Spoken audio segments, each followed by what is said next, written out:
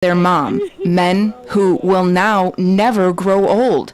Family and friends of 23-year-old Jesse Jackson and 29-year-old Alonzo Hampton can't quite accept the brothers are gone.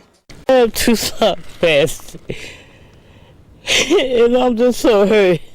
It made me think a lot. This stuff ain't, tomorrow ain't promising nobody. Everything at the scene looks nearly the same as it did yesterday. Only bits of shattered glass and faint skid marks hint that two men lost their lives here, and a third is fighting for hers right now. In fact, the tree the men hit at about 2 this morning is still standing, barely any worse for wear. This is what's left of the car. The car's like this, and it's wrapped around the tree.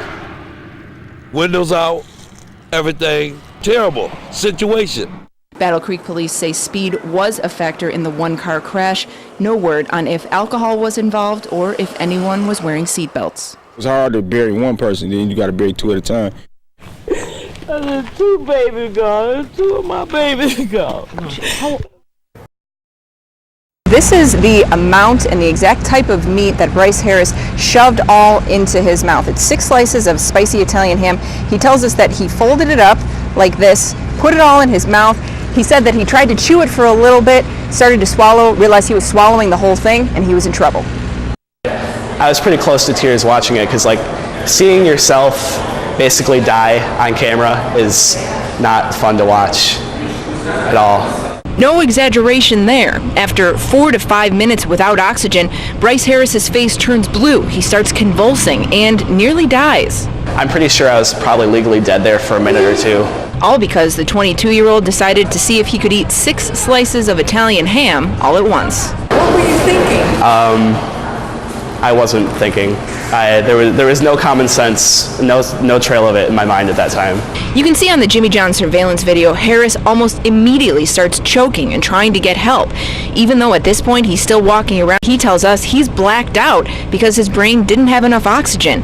And even though his coworkers keep trying to save him, Harris passes out.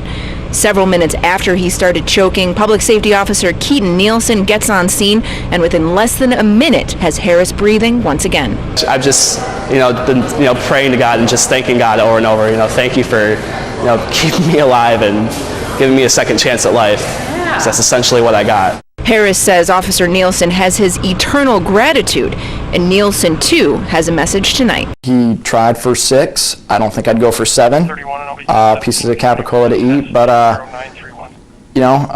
just wish him the best, and hopefully, not a lot of people get a second chance, so hopefully he just takes advantage of it.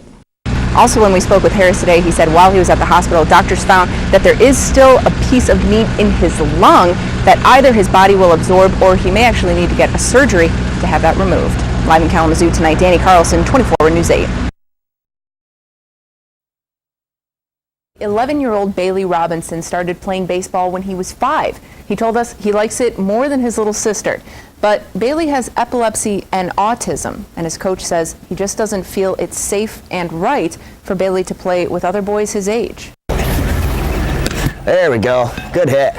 Bailey Robinson loves everything about the game. I just wait for it to hit it, and bam, run to first base. And both he and his dad don't want this dream cut short. I just don't understand why a child with a disability can't receive the same treatment as a child without. Go home, go home, go home. Bailey's dad, Billy Shea, tells us even though his son's been playing ball since he was 5, this year his coach says having Bailey on the team might be a problem because he could get hurt. Kids are going to get hurt. Kids do get hurt. But like any other child, he's been hurt around here when we've been practicing, but shrugs it off and learns from it. But Shea says even though he and his wife got the okay from a doctor and they're fine with their son being out on the field, the coach just isn't. So we spoke to Bailey's coach today. He wouldn't talk with us on camera, but he did tell us he wouldn't feel safe putting Bailey in a game because he doesn't think Bailey has the coordination or motor skills to play with kids his age. He says it's a safety issue for Bailey as well as other people who are throwing the ball to him. That's the bottom line. I don't want to put other boys in a position where they would hit him and hurt him. But Bailey and his dad say even if he's a little different, that doesn't mean he shouldn't be allowed to play ball. They're a little different too, and I don't like it when they say that about me.